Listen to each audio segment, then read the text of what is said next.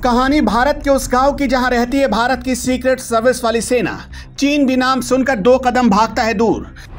आखिर क्या खास और सीक्रेट है इस गांव में कि नहीं जा सकता कोई विदेशी।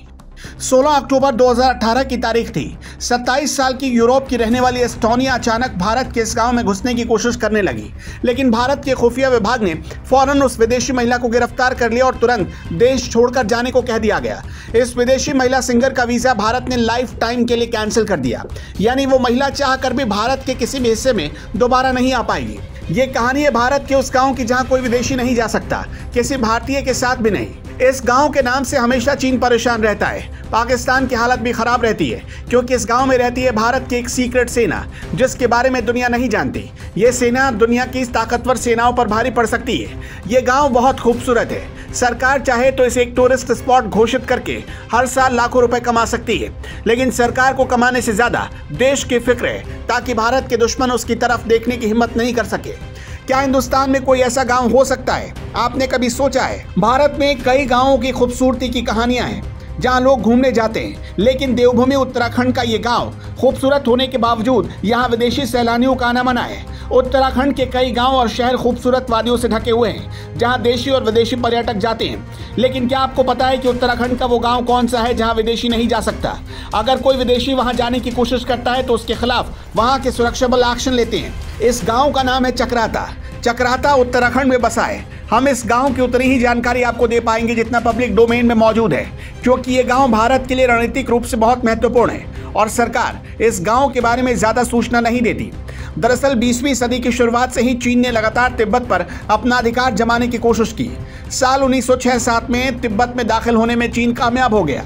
चीनी सेना तिब्बत की राजधानी लासा तक पहुंच गई, लेकिन इसी बीच चीन में राजनीतिक अस्थिरता आ गई। 1912-13 के बीच चीनी सेना को तिब्बत से बाहर निकलना पड़ा। 13वें दलाई लामा ने तिब्बत की आज़ादी की घोषणा कर दी और 1950 तक तिब्बत तिब्बतियों का रहा। फिर 1950 में चीन की पीपल्स लिबरेशन आर्मी ने वापस तिब्बत में घुसपैठ की। अब की बार तिब्बत पर भारी दबाव पड़ा। इसी दबाव में तिब्बत के प्रतिनिधियों ने 1951 में एक समझौते पर हस्ताक्षर किया। इसके तहत तिब्बत को पीपल्स रिपब्लिक ऑफ चाइना का ऑटोनोमस एरिया घोषित करने वाले समझौते पर साइन हुआ। अब चीन की सेना लासा में घुस चुकी थी।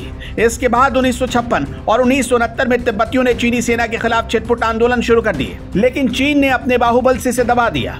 1957 में कुछ तिब्बतियों ने मिलकर एक लड़ाका यूनिट तैयार की। नाम रखा गया चुशी गांगड्रुक, जिसका मतलब था 4 नदियों 6 पर्वतों के क्षेत्र की सेना। चुशी गांगड्रुक के गुरिल्ला लड़ाकों को अमेरिका की सेंट्रल इंटेलिजेंस एजेंसी यानी CIA ने ट्रेनिंग दी। तत्कालीन ईस्ट पाकिस्तान यानी अब जो बांग्लादेश है, वहां पर ट्रेनिंग कैंप लगाए गए। लड़ाकों को वहां ले जाकर ट्रेनिंग दी जाती थी, फिर वापस तिब्बत भेज दिया जाता।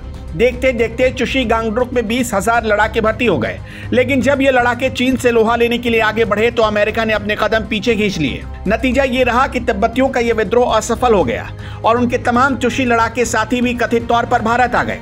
चुशी गांगड्रुक को फिर से पीछे हटना पड़ा। ऐसे हालात बने कि दलाई लामा को तिब्बत छोड़कर भारत आना पड़ा और उनके साथ तमाम चुशी लड़ाके भी कथित तौर पर भारत आ गए।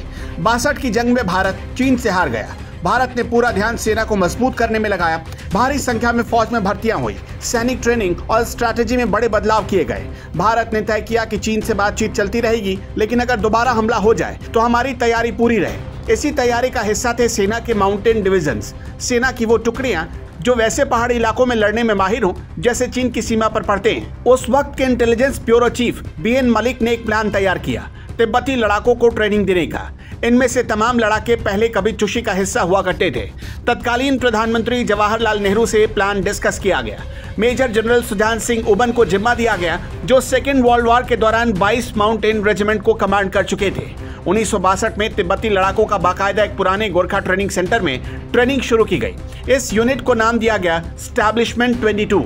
1967 में नाम बदलकर इनका नाम कर दिया गया स्पेशल फ्रंटियर फोर्स, छोटा नाम SFF। SFF सीधे प्रधानमंत्री और रॉ को रिपोर्ट करती है। SFF पूरी तरह से एक इंटेलिजेंस यूनिट है।